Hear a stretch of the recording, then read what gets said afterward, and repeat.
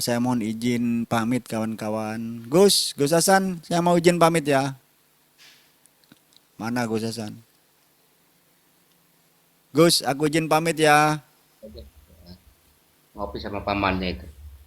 Iya lagi dilanjut aja Bang Saroni ya. Saya mau izin turun dulu ya. Mau cari isi Lanjutan. perut. Ya lanjut dulu aja. Saya ucapkan tetap sehat. Semoga abang-abang semua, kakanda semua, adik-adik semua, saya doakan semoga tetap sehat, panjang umur, dimurahkan segala urusan dan dimudahkan rezekinya. Datang dari segala arah.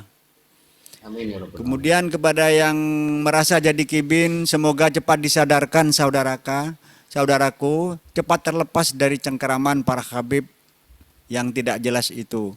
Saya akhiri, wabillahi taufik wal hidayah. Assalamualaikum warahmatullahi wabarakatuh. Waalaikumsalam warahmatullahi wabarakatuh.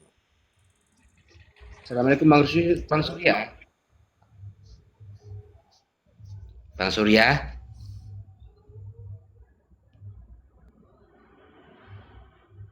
Ya, assalamualaikum warahmatullahi wabarakatuh. Warahmatullahi wabarakatuh. Monggo yang mau menambahkan narasi, Bang Bule dilanjut. Monggo. Apa Kang Lanjut Bang Sahroni lanjut. Bang Bule dilanjut. Apa Kang? Kalau menurut saya gini aja, kalau para Habib itu kelihatan palsunya karena ya udah memang udah klakernya gitu. Justru makin ngeyel, makin dia membantah, justru makin kelihatan Yahudinya. Itu aja saya mah. Karena apa? Karena kan namanya Yahudi dari dulu ngeyel ke Kanjeng Rasul juga kan. Jangankan ke Kanjeng Rasul, ke Allah juga ngeyel gitu kan. Makin apalagi sama kita gitu.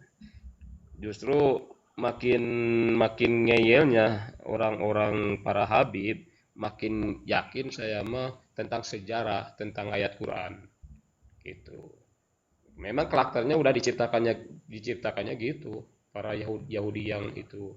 Karena kan dalam sejarahnya Yahudi itu kan DNA-nya apa dari Yuya gitu kan. Dari Betul. Yuya yang mengatur doktrin-doktrin Raja Firaun. Terus Raja Firaun kan sejarahnya dulu yang murka itu kan hasil merebut, hasil membegal ke Raja Firaun yang asli itu kan dalam sejarah itu. Nah, makanya nggak aneh karakternya sampai ke anak cucunya gitu, suka membegal segala apapun gitu.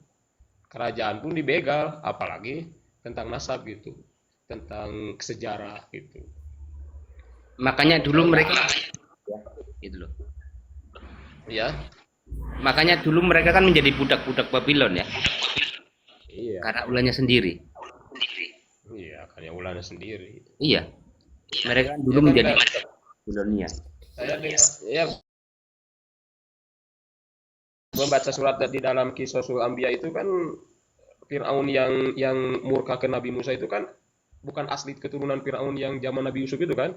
Dalam sejarahnya kan hasil membegal, merebut gitu kan, merebut ke Firaun, kerajaan Firaun yang asli gitu kan. Kan dulu mah zaman Nabi Yusuf mah beriman ke Nabi Yusuf gitu kan. Sesudah kesininya zaman Nabi Musa murka gitu kan sampai ngaku Tuhan. Karena ada Yuya itu yang mengatur itu kan.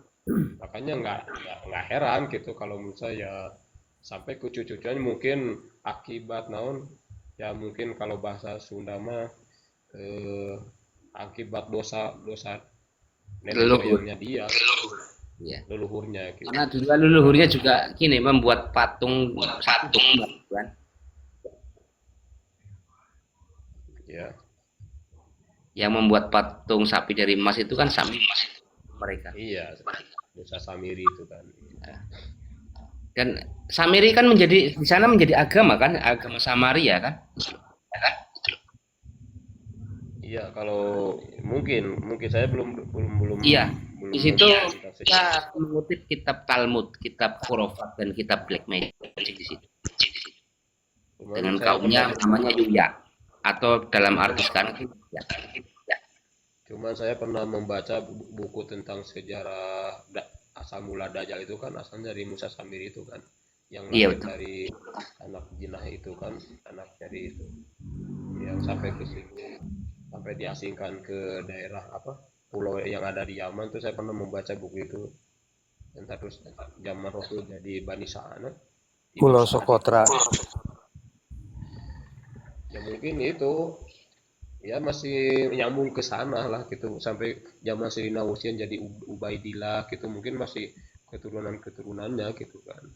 Tapi gini Bang Bule, ada yang istiqomah di Mekah di sana ya kan. Dia seorang eh, tokoh penting ya kan.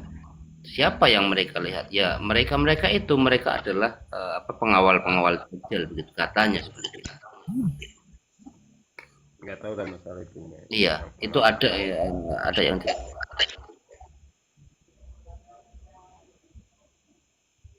cuma saya terus terang tentang keadaan tesis Kiai Maududi itu, bersyukurnya alhamdulillah sampai kepala saya nggak mau pecah itu, tentang ya mau pecah bagaimana tuh doktrin Habib tidak sesuai dengan pelajaran yang ada di pesantren, sedangkan ini mengaku cucu Rasul.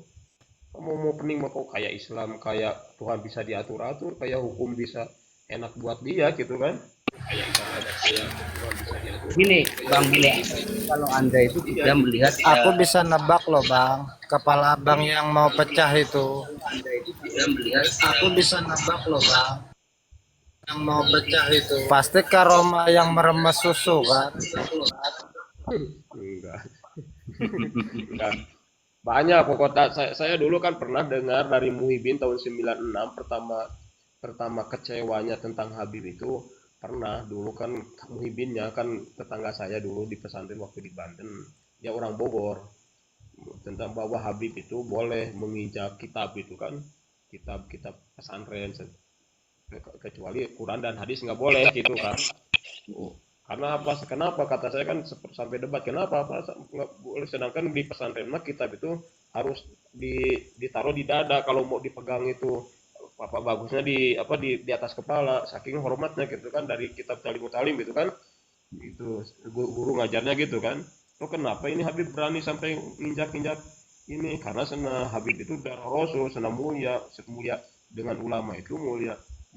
Itu sedangkan karangan ulama, sedangkan Habib kan darah Rasul, berarti muliakan darah Rasul gitu doktrinnya dulu. Kan saya kaget kok bisa gitu. Quran zaman sahabat juga Quran sampai di bagaimana gitu kan. iya. Jawabannya ini. Oh, dari sana saya mulai panik itu tentang Habib itu. Dari sana kok bisa ada ajaran gini tidak sesuai dengan apa? Dengan agama gitu, dengan Tidak. pesantren gitu. Sedangkan Makanya kita bisa menyimpulkan bahwa mereka adalah sekte, Bang Bule, sekte agama baru.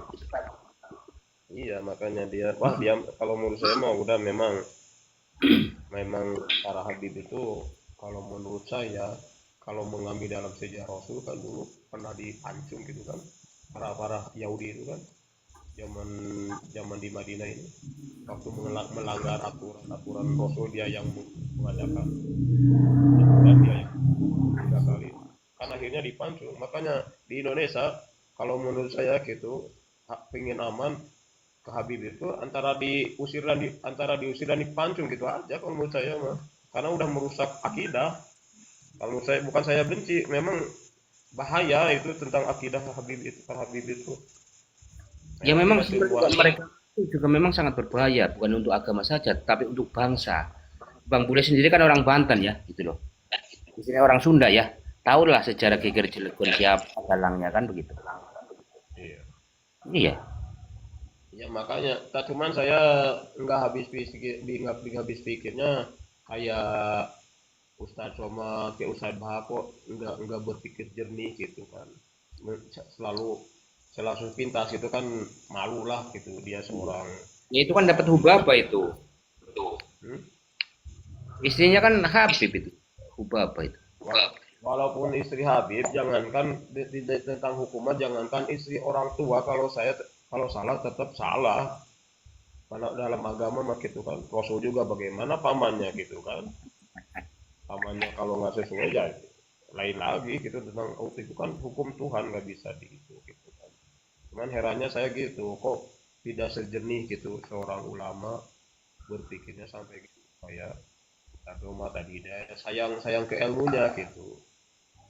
Kalau saya adanya tesis Kiai Ma'udin itu bersyukurnya satu kebuka tentang itu, kedua tentang keilmuan oh gini, gini kan di atas ulama yang tentang masalah apa proses tentang kitab-kitab kuning itu tentang absah tidaknya betul enggaknya kitab kan karena ada tesis Kiai Ma'udin kan malah justru nama wawasan oh gini Betul, ini ada kayak hikmah.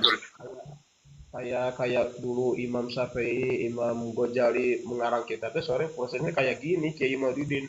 Nah, dulu mas saya nggak ngerti masalah itu gitu kan tentang testis tentang ilmu-ilmu kitab itu kan. Sekarang mah kan gini jalurnya tapi walaupun kita nggak ikut ke tanah gitu kayak Kiai Maududdin tapi jadi mengerti perjalanannya oh tentang kitab yang sohe kitab yang ini prosesnya gitu. Nah, Ini, ini timbal Bang Budi biasanya di sini kan ada kajian. Biasanya kan lagi sibuk ya. Jadi beberapa hari ini memang tidak kajian gitu loh. Biasanya setiap 9 sampai jam 1 itu ada kajian pembahasan darah dan nasab gitu. iya, Tiap hari. iya, alhamdulillah. Nanti kalau Makanya, ada kajian nanti tak share lah nanti. makanya saya dulu pernah waktu waktu terbentuknya PWI itu kan ya, eh, itu kalau saya kan di Garut pernah usul di grup Garut itu kan.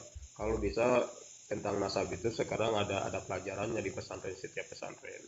Atau lah taruhlah di satu kecamatan satu pesantren ada yang membahas tentang nasab atau satu desa kalau seperti di Garut kan banyak pesantren gitu kan seperti desa di satu desa ini kan banyak satu pesantren ada perwakilannya Enggak, ini di malah ada wacana setiap pesantren memang diwajibkan gitu loh. Ada nanti ada itu loh. Setiap ya pesantren nanti dimasukkan ke kurikulum. nah gitu bagus Nah, justru itu bagus biar nanti anak-anak kita ya kan adik-adik kita nantinya itu tidak minim sejarah dan tidak minim literatur kan. apalagi sekarang didukung dengan tes DNA gitu kan contohnya kan saya Al Maliki anu yang di sini kan dulu kan dibilang Said tapi kan DNA mah kan melenceng kan yang saya Maliki yang di Mekah itu kan Iya.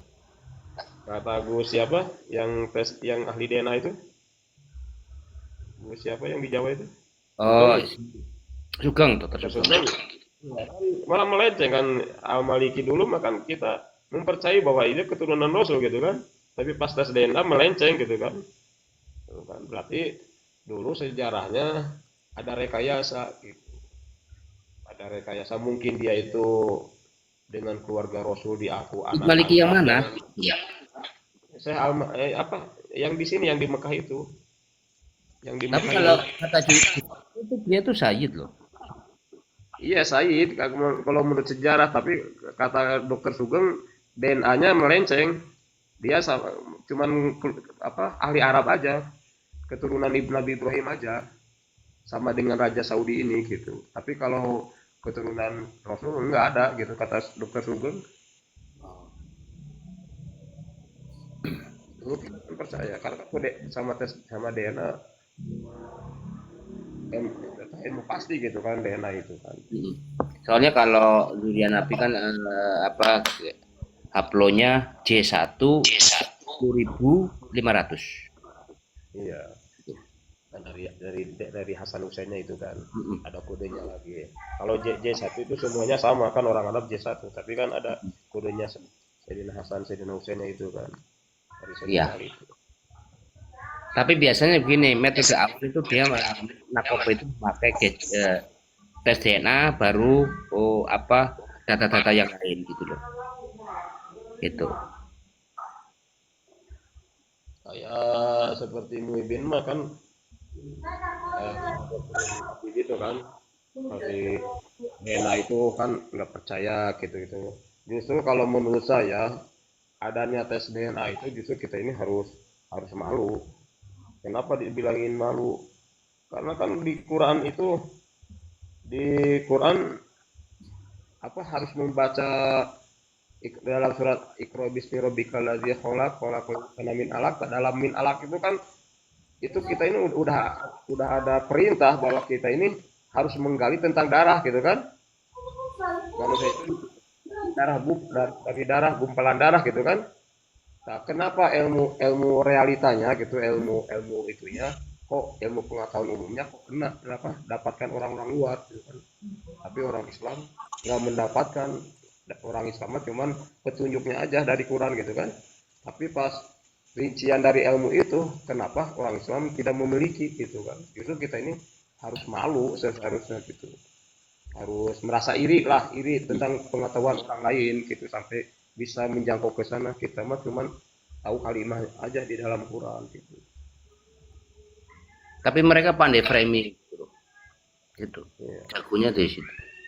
ya itulah jagonya, namanya Yahudi memang dari dulu framing. Udah nggak aneh, justru kebanyakan bohongnya Yahudi, ya, keturunan Habib, semua Habib bohong framing itu justru kalau saya pribadi gitu makin meyakinkan 1000%-nya bahwa dia itu bukan ya ada Rasul. Seandainya kalau Habib bukan Yahudi, seumpamanya ngaku-ngaku keturunan Rasul gitu kan, ngaku-ngaku keturunan Rasul, pas ada tesis Jainuddin itu justru bakal malu, bakal diam, bakal nggak banyak membantah, bakal tobat gitu. Kenapa tobat? Karena dia bukan darah Yahudi. Karena darahnya Yahudi, Habib itu pasti bakal melawan. Karena Yahudi itu dari dulu, jangankan ke kita, ke Rasul, ke Allah pun ngeyel gitu kan. Itu kalau menurut saya.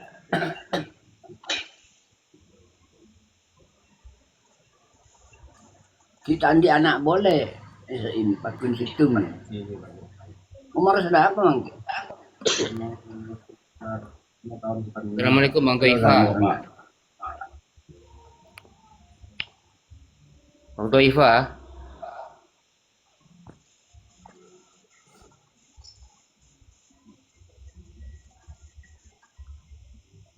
Saya juga ini pingin silaturahmi ke Kiai Imaduddin kalau udah pulang ke Indomaret ke. Assalamualaikum Dokter Tipa.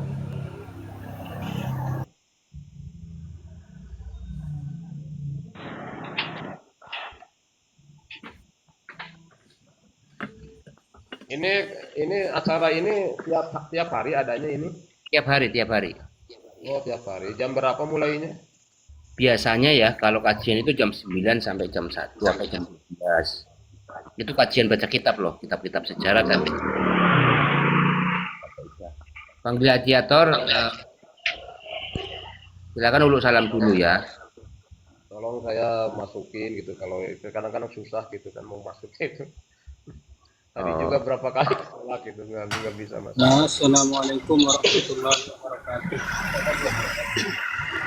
Maaf semua, aku yang ada di sana sambil Waalaikumsalam warahmatullahi wabarakatuh. Oke. Kalau bisa di mute ya.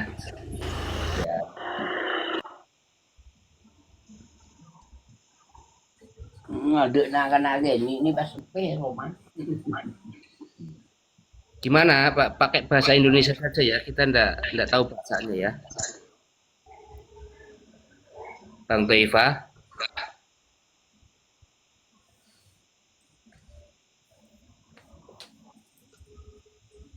Halo Bang Toifa. Dan ini sudah juga kan ya sih. Lah ya ini. Asik ngobrol sendiri.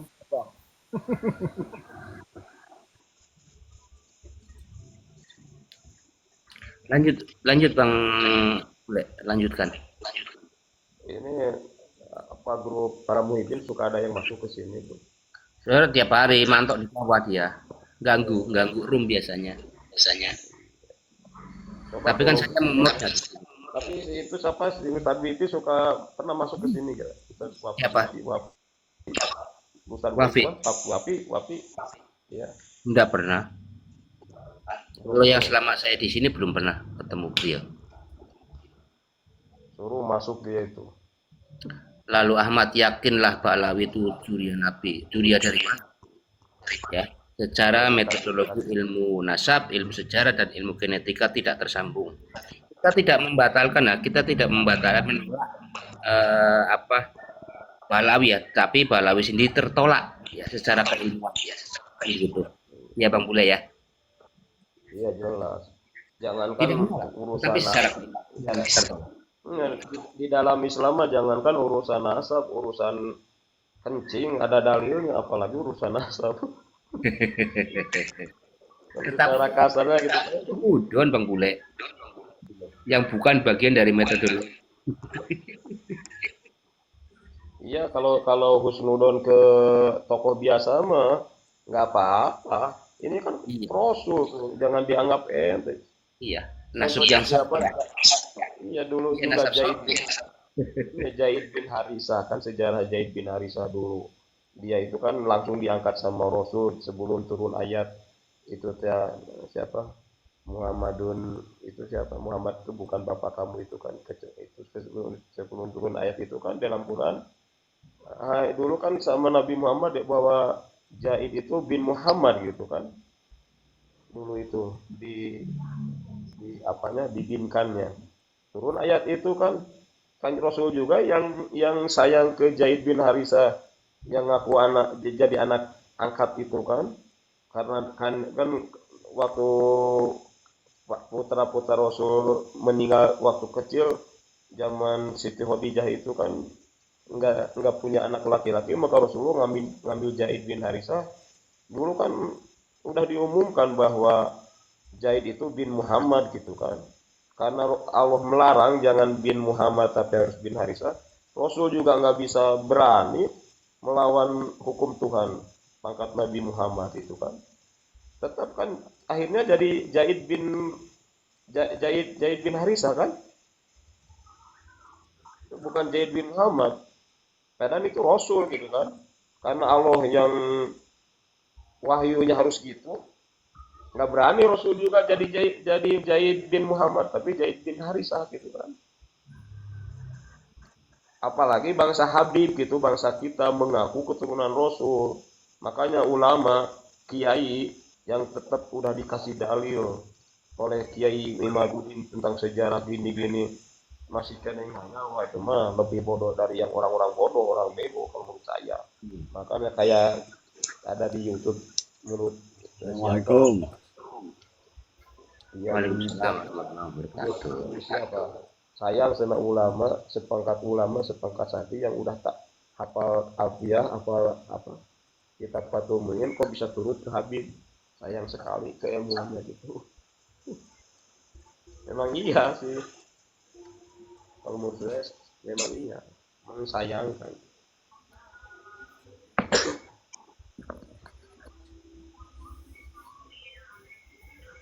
Kata Ustadz Yasir kita naik pangkat Bang Bule. Jadi kita pipinya Nabi Muhammad. Kata Yasir itu.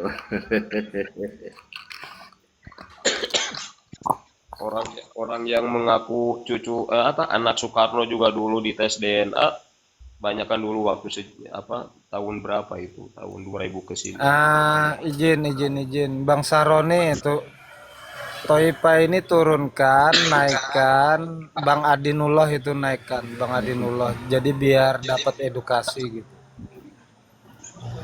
Nah, Bang Adin mana Bang Adin?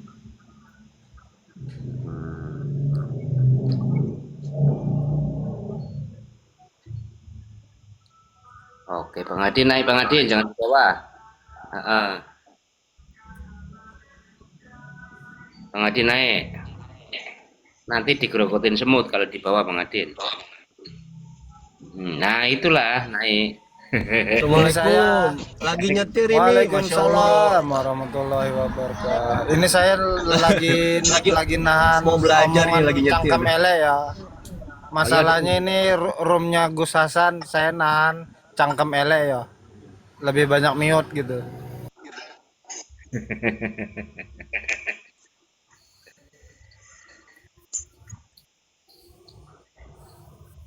Maksudnya apa ya?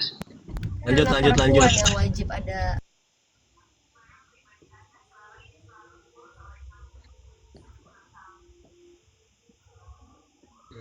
Lanjut ceritanya Bule. Bang Bule lanjut ceritanya gimana Bang? Cerita apa lagi ini?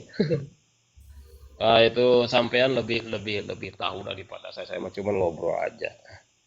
Ya, kalau saya kan Bang Saroni tahu sendiri lebih ke cangkem elek gitu kata orang Boleh. Kalau di sini omongan kotor. Kalau kalau room di sini nggak boleh, ada room khusus itu. Di sini nggak boleh.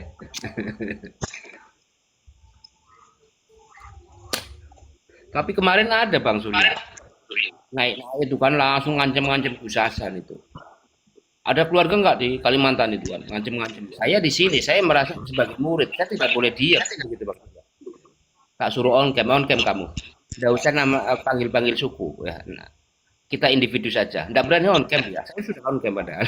Ya, sekarang gini Bang, Kabib-kabib ini sekarang nyamar jadi orang pribumi, ganti nama, ada yang ya nama-nama dominan ke suku-suku Indonesia lah. Padahal itu Kabib gitu loh. Mereka sudah nggak apa ya, sudah nggak pede lagi pakai nama mereka sendiri. Bukan, yang tak permasalahan begini, silakanlah Kabib maupun Kipin naik ya, kita diskusi berasik. Tetapi tidak ngancam gitu loh Bang Surya. Begitu. Kalau mengancam saya pribadi tidak masalah lah. Ini mengancam kita ibaratnya. Saya kan belajar dari Gusasan, otomatis beliau ini guru saya. Saya tidak boleh di. Ya, polanya itu lebih gimana ya? Misal dia ngaku Hmm. orang Bugis, nama Bugis kan. Nah, nanti ngata-ngatain orang Jawa, ngata-ngatain orang Madura, nanti dia nyamar orang Madura, nanti ngata-ngatain orang Jawa, akhirnya apa kayak membentur-benturkan gitu loh. Ya, betul, betul. Provokasi ya berarti ya. Memang kelakuannya Iya, begitu. gitu. Berat. Kalau orang yang punya maksudnya punya akal waras itu, adanya tesis Kiai Maibaduddin itu seharusnya bersyukur kita ini kayak diselamatkan gitu kan. Naik Barawi jangan di bawah.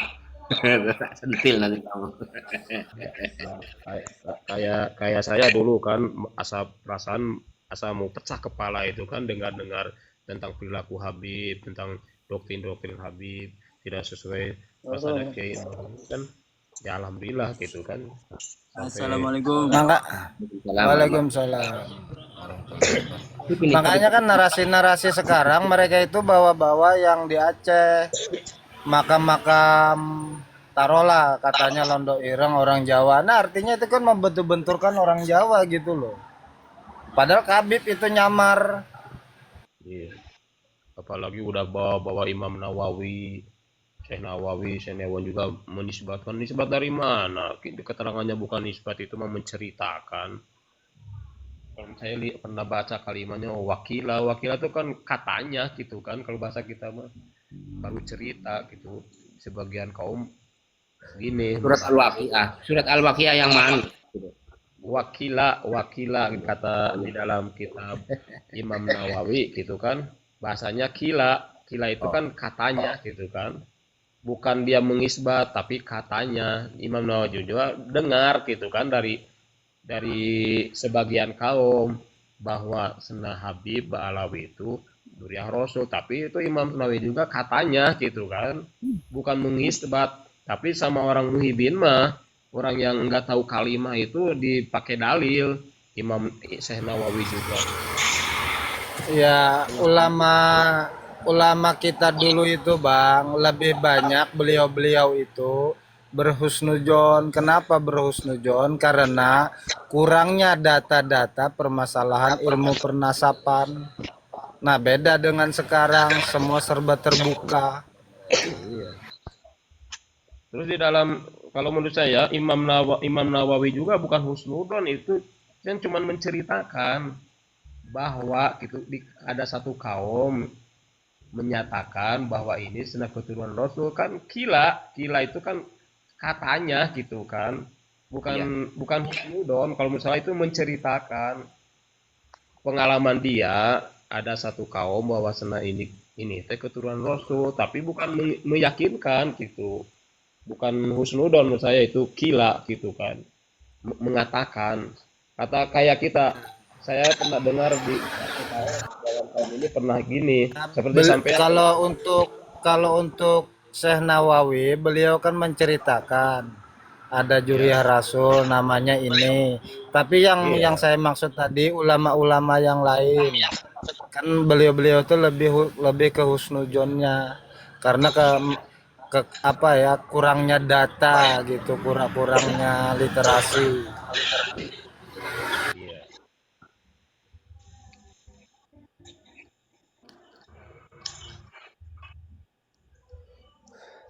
Tapi kan kalau udah kejadian gini mah udah terang benderang gitunya, terbukanya sekarang nggak bisa dihusnudonkan menurut saya gitu. Tetap harus dengan fakta, dengan dalil gitu.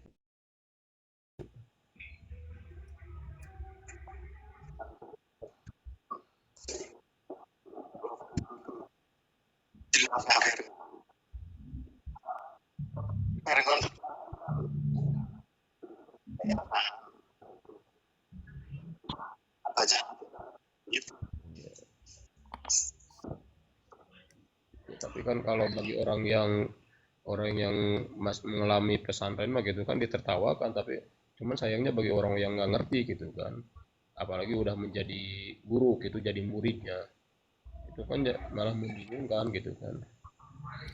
Ya, ini ada tappingan kamu yang diusir. Ya, dulu kan Mbak Hasyim pernah mengusir dari golongan Habaib itu karena Anda itu.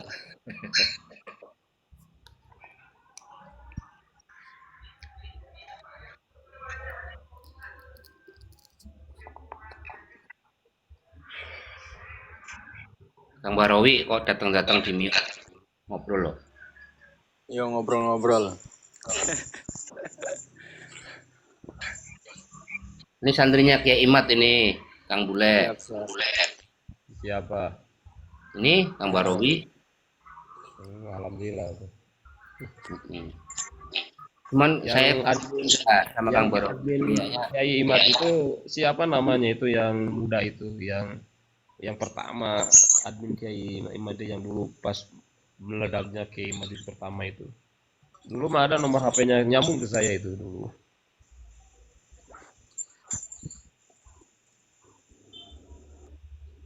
Nah, sebelum terbentuknya apa eh, lembaga PW itu kan saya juga pernah nyambung sama itu siapa, almarhum Kori Ori. lah. Kori ya, pernah video callan saya dulu itu. Pas terjadi gini Udah murtad kalau kalau Bang Kori mau udah murtad. Udah usah ngomongin bercandaan. Nah, jangan ngomongin bercanda. tapi nyari, kalau menurut saya mah Almarhum. waktu alam, tapi kan terakhir pengakuan dia itu dia nyandiwara gitu kan, menyandiwara. Nah, ini. Tapi yakin kalau saya pandangan saya gitu ya, siapa pokoknya Kori itu husnul khotimah kalau menurut saya, karena dia itu kan pernah sebelum meninggalnya dia pernah mengatakan gitu, saya ini menyandiwara tadi gitu kan. Kang Barawi punya silsilah Kiai Imat enggak? Bisa kirim ke DM ke saya. Ada sih dulu ditempel di pondok tuh. Tapi enggak sempat dipoto. Nanti Lihat dari anaknya. enggak tolong ya. Insya Allah kalau ada pengajian bulanan. Biasanya ya alumni gitu ngadain pengajian bulanan. Nah, saya kemarin pernah ketemu di sini lama sama itu murid murid siapa, murid Habib Umar, masih muda, masih anak-anaknya itu pesantren berapa berapa tahun di Yaman, pulang ke sini dia umrohan karena belum, masih lama kan ininya waktunya, hanya ikut jualan bakso di kebun kurma sama saya itu barengan gitu, ngobrol, kamu di mana monok, di Habib Umar kan, di sana di 8, habis berapa uang, kata saya, habis 70 juta. Ya, 70 juta berapa tahun itu. 2 tahun katanya. Kata saya 70 juta kalau pesantren di Indo kenapa ke Yaman jauh-jauh, kamu di Indonesia juga mau apa, kata saya gitu kan. Iya. Di Di sini tentang 70 juta itu lulus ya. 2 tahun dia itu. Pas ditanya kitabnya kitab apa? Masya Allah. Ya, itu kamu kalau ngaji di kitab di ulama-ulama kita di pesantren itu tuh kitab itu nggak perlu 70 juta, nggak 70 juta, habis 70 juta. Paling 5 juta juga dapat ke masalah ikut pasaran, kata saya. Digituin loh. Dia senyum saya. Indra namanya itu. Mending pesantren aja di kita 10 tahun aja itu kamu jadi ulama, masuk, kata saya, jadi ulama. Kalau dia tertawa, cukup.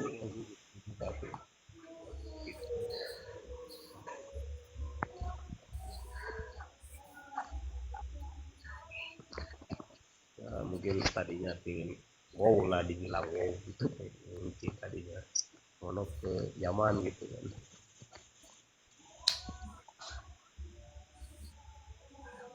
Ya, Kang Barwi berarti rumahnya sama Kiai Imad ya? Kan kalau Kiai Imad Kampung Cempaka ya, Tangerang. Kalau saya Serang. Lumayan sih jaraknya ya. Tapi Ukuran kayaknya ada keturunan ini. setengah jam kurang ukuran jarak gitu. Jarang ya. Berarti ini ada keturunan anu ya, sesepuh Serang Siapa? dengan Weh, enggak. ya paling enggak sesepuh kampung lah gitu loh. Belum. Jangan bohong. Masih banyak yang masih apa yang udah sepuh mah masih banyak. Maksudnya masih ada keturunan gitu loh di sini. Ya, ada sih.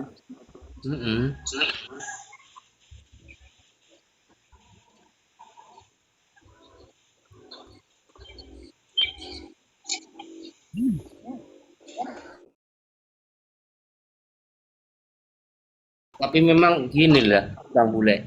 Dari investigasi ya yang kita tanya-tanyakan ke mantan Muhyiddin, ceritanya unik-unik begitu loh. Unik dan lucu gitu loh. Saya sendiri kan pengrajin batik ya Bang Bule.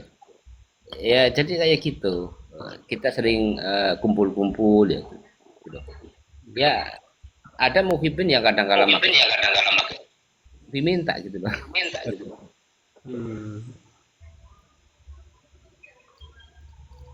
Saya juga kemarin kan anak saya mono gitu ya.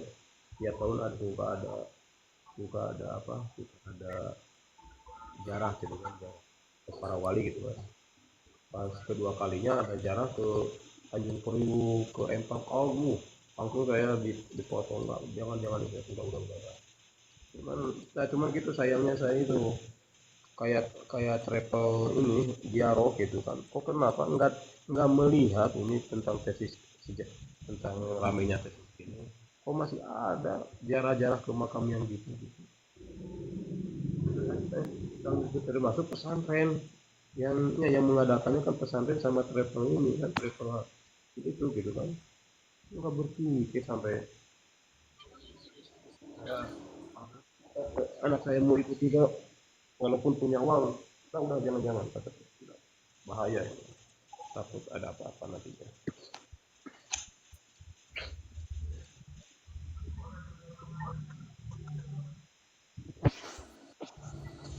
Dulu pas di pesantren ya bolak-balik Kabupaten Serang sama Kabupaten Tangerang mulu, malah sejengkal jaraknya, 1 jengkal, 1 langkah doang. Karena perbatasan dekat Kang Barawi lewat Bandung apa lewat Tanara? lewat iku apa sirane Cakung. Uang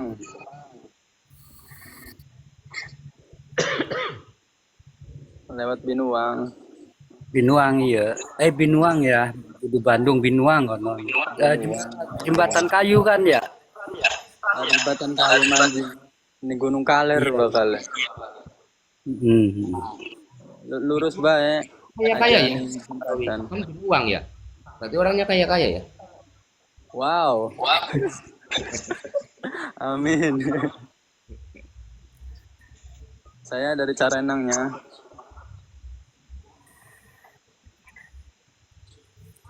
Carenang, Binuang. Ini mau bertanya ini, jadi yang sekarang yang memegang Keraton Banten itu asli bukan itu Buria maksudnya Sultan Hasanuddin atau yang Tanya ke Raja Ratu Khusus ya. Dia itu keluarga. direbut itu sama siapa? Yang grup Ba'alawi pernah di kasus membunuh Iya. itu sama keluarga Belanda itu kan? Apa? Iya. Sama itu sekarang dipegangnya. Ya Ratu, coba dinarasikan itu diceritakan. Kan udah dikirim videonya. Di sini kan banyak yang tidak tahu, yang dibawa kan biar menyimak. Oh. Saya Ya. Itu terjadi sebelum perjanjian Inggris dengan Belanda. Jadi sebelum Ya Ratu. 1830 ya, masih 1700 akhir menjelang 1800. Itu memang ada seorang Habibah cantik mengaku cucu Nabi. Nah, secara ininya menikahlah dengan Raja Banten. Tapi di dalam pernikahan itu dia berkhianat kepada Raja Banten. Dia meminta bantuan kepada Belanda untuk mengangkat putranya yang usia 5 tahun untuk dijadikan sultan. Setelah itu Sultan Banten yang asli tersebut dibuang atau diungsikan ke Surabaya, dan keluarganya ada yang ke Goa juga, ke Goa. Simpulkan sebentar. Itu keponakannya apa anaknya itu? Kalau tidak salah ponakan, bukan anaknya. Ya ponakan, tadi jangan bilangnya anaknya. Soalnya saya ceritanya ponakan. Sorry, emang saya salah. Itu ponakannya memang. Jadi masa itu masih kecil kan, jadi makanya Habibah itu mengangkat diri sebagai paku bumi. Jadi kan kalau raja kecil itu kan harus ada paku bumi, jadi yang mengatur segala sesuatu itu adalah paku bumi, mangku bumi bukan paku bumi. Nah itu yang melaksanakan segala sesuatu dari administrasi atau apapun tuh ya Saripah Habibah itu. Tapi yang dikatakannya Saripah ya, bukan Habibah di saat itu, karena memang masih mengaku cucu Nabi kan gitu. Tapi setelah dari ketahuan itu ya akhirnya keluarga dari Sultan Banten yang asli itu berontak gitu, dikomandoi oleh Ratu Bagus Buang sama Ki Manguntapa. Nah itu disitulah menjadikan suatu kerajaan Banten hancur, terutama benteng-bentengnya ya, dan alhamdulillah dapat direbut kembali, dan bahkan Belanda pun membuang juga yang namanya Saripah Fatimah itu ke Pulau Seribu. Ya, Dan di Pulau Seribu Fatimah itu bunuh diri di sana, meninggalnya. Yang saat sampai sekarang dijarahi banyak oleh Mukibin itu. Itu sebelum adanya perjanjian antara Inggris dan Belanda mendatangkan Habib yang banyak ini, 1830-an. Itu jadi sebelum itu memang sudah ada rencana-rencana mereka itu. Nah, kalau kita kan taunya dari Arab aja, nggak taunya ya memang dari Yaman.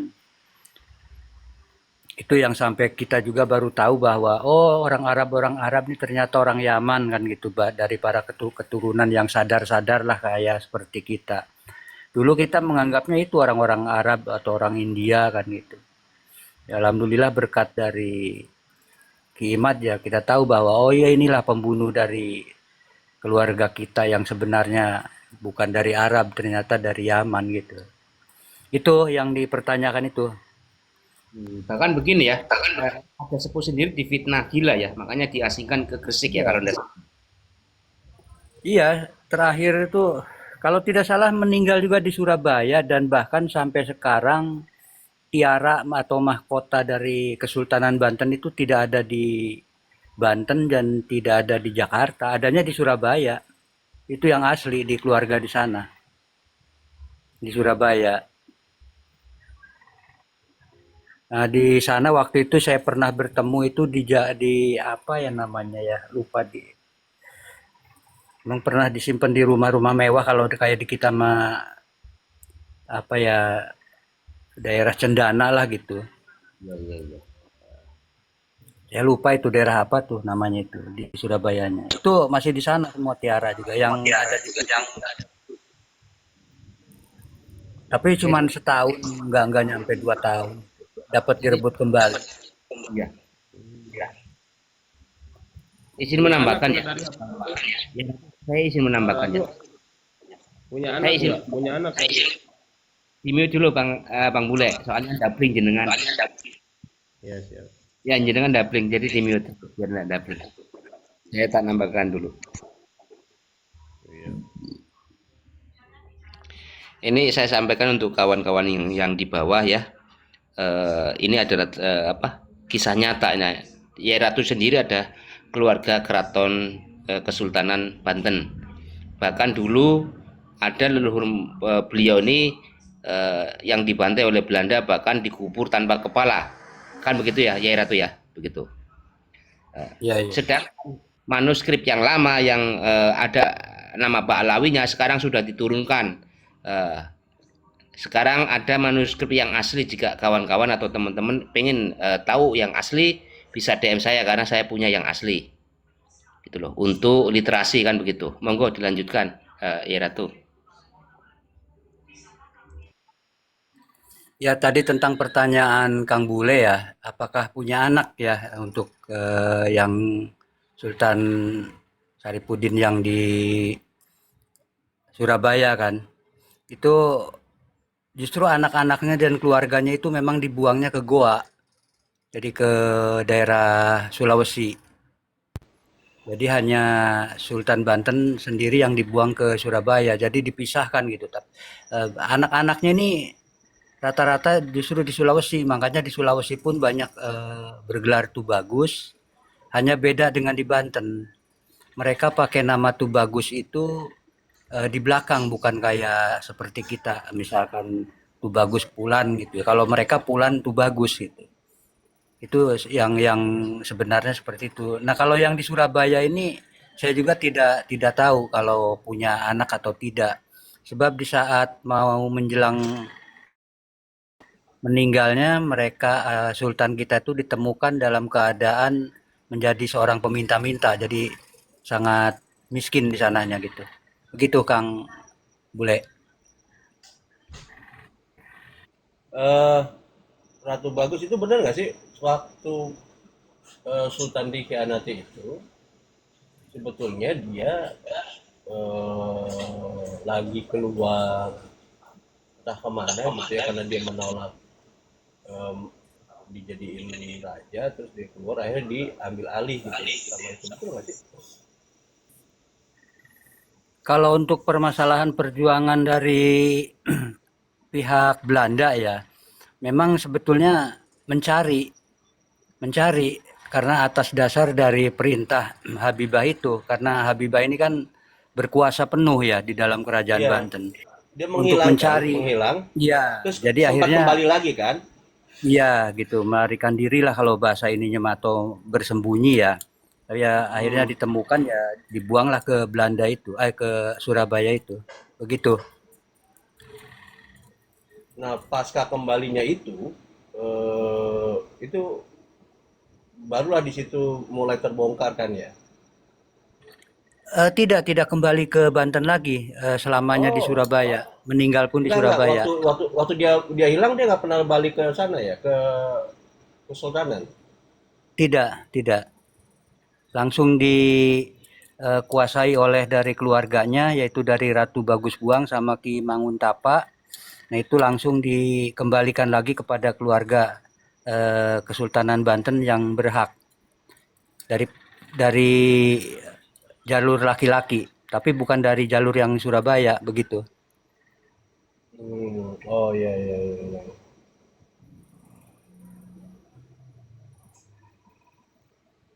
Kalau Ratu Bagus di mana tinggalnya? Serang. Saya di Banten Girang, Kota Serang. Kalau orang tua saya di Menes. Oh di Menes, mun caket ya, jalan-jalan ka di tuh. Abdi ge jalan ka Menes ya, jalan ka Pandeglang. Abdi ge kelahiran mah ti Tarogong, Gang Bule. Di saat Oh Pager Betis, DITII. ya ya ya ya. Ya. Kalau saya di orang tua dari Menes. Orang DI itunya, orang DI ya tadi. Enggak, waktu itu memang kan ada Pager Betis DITII. Kebetulan orang tua itu sebagai anggota dari TNI, dari Kesatuan 305 Kujang ya, ya kalau di Jawa Barat tuh Kujang 305. Tapi orang tua sendiri sering bercerita kepada saya bahwa DITI itu mereka tuh baik-baik kepada kita, ya hanya memang ada sesuatu hal politik aja sebetulnya. Jadi tidak ada peperangan atau tidak ada korban. Mereka memang turun secara sadar kembali kepada rakyat karena di atas kesulitan makan. Itu yang sebenarnya terjadi, orang tua sendiri yang berbicara pada saya gitu. Aki saya dulu juga kan korban DI ketembak tuh kepalanya. Tapi memang katanya salah sasaran. Iya iya iya. Dulu orang DI itu mau nembak lurah, malah yang kena kakek saya dulu. Kakek saya kan dulu seorang RW, kalau kepala kampung gitu kan, maksudnya gitu kan. Waktu dulu, nah itu di dekat Ceng Jijib itunya, ketembaknya di dekat pesantren Ceng Jijib itu daerah. Oh, mohon. Kan dulu siapa Ceng Sasan itu kan pengersanya dulu kan Ceng Sasan kakaknya orang tua Ceng Jijib itu kan, Pak Ujan itu. Dulu mah kakek saya itu menghidmah sana ke apa? Ke Ceng Sasan itu pengersa yang pertama itu. Ceng Sasannya pas mau ke Pak Ujan, ketembak di jalan sama orang DI dulu, sejarahnya gitu. Malah nggak ada yang berani dulu ngambil jasadnya, hanya nenek saya yang berani bawanya itu, karena kan lagi genting itu dulu. Jadi sekarang yang megang keraton apa Kesultanan Banten itu asli itu Maduriah Sultan Hasanuddin gitu. Ya tapi kan Kesultanan Banten sudah tidak ada. Sudah Bang cerai Bule. berai. Jadi ya makanya secara kayak di sini untuk permasalahannya kan masih ribut. Oh, Saya pengen Karena banyak yang belum yang menolak untuk mencatatkan diri juga. Iya, ditambahkan ada yang pengakuan dari Habib ini. iya. Makanya kemarin kan waktu apa sekarang si Bagus Ibrahim itu kayak menentang ke Kiai Madudin tuh kan, kayak itu ya yang Ibrahim itu kan. Iya. Tapi kadang-kadang mereka bicaranya sadar, kadang-kadang tidak gitu. Katanya dalam pikiran Yang saya mana mungkin sekarang mengedukung tuh Bagus Ibrahim. Ya, kelihatannya sekarang tuh Bagus Ibrahim tuh mendukung setelah datang ke haul dari Sultan Maulana Yusuf ya. Karena di kalangan Sultan Maulana Yusuf itu, di kalangan tersebut itu mereka pro Kiai Imad semua, karena disitulah para tuh Bagus atau Permas atau yang lainnya dari keluarga Banten tuh di situ kumpulnya.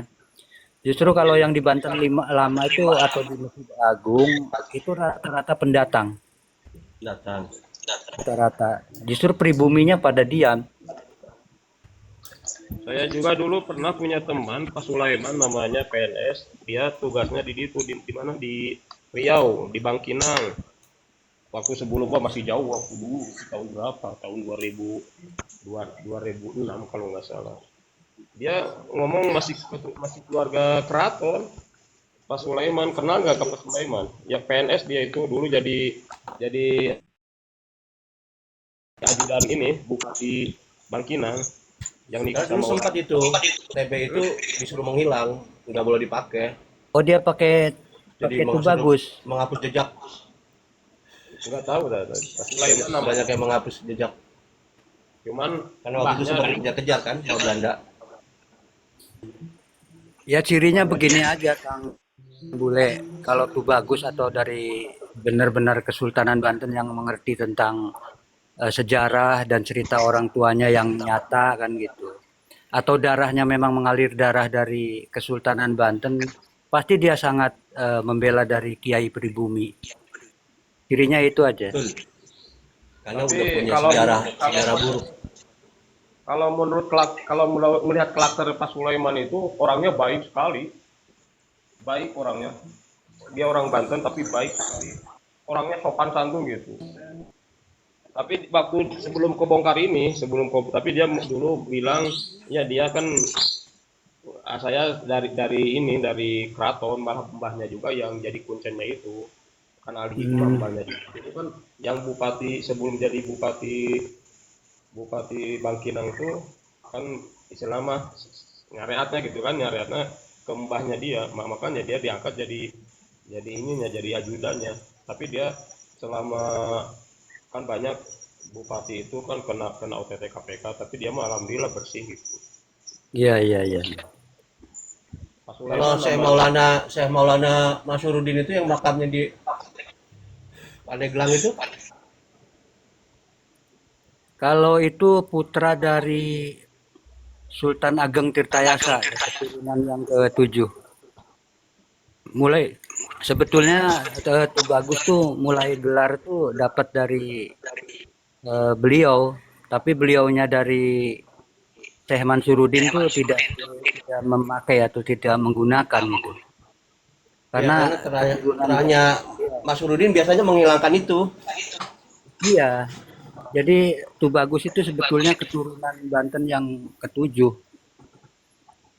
Jadi bukan dari awal. Kalau dari awal itu Ratu Bagus, Permas, Raden, Aib, Titol gitu. Jadi yang ke-7 baru Tubagus semua. Assalamualaikum. Baik, saya mau turun berada di jalan. Untuk semuanya saya mohon kami terima kasih atas mendengarkan ini. Kami mau sedang ada di jalan, mohon maaf kami mau turun dulu ya.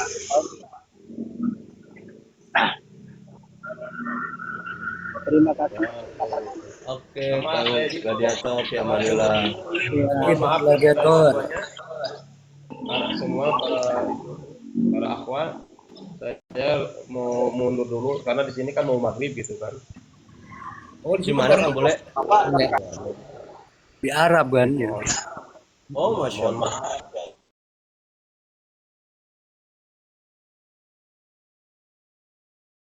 Mohon maaf lahir batin. Ini follow ya. Assalamualaikum.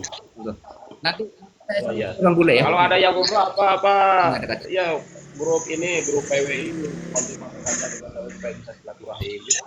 Siap. Assalamualaikum. Waalaikumsalam warahmatullahi wabarakatuh. Assalamualaikum warahmatullahi wabarakatuh semuanya.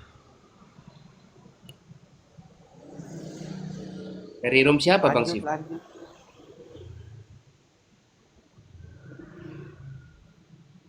Untung itu makamnya Syekh Maulana Masyuruddin nggak dibalawikan itu ya. Ya alhamdulillah. Dan saya juga kemarin baru dengar dari Bang Ratu Bagus juga ya yang berposisi di Masjid Agung Banten. Katanya di daerah saya justru ada satu katanya.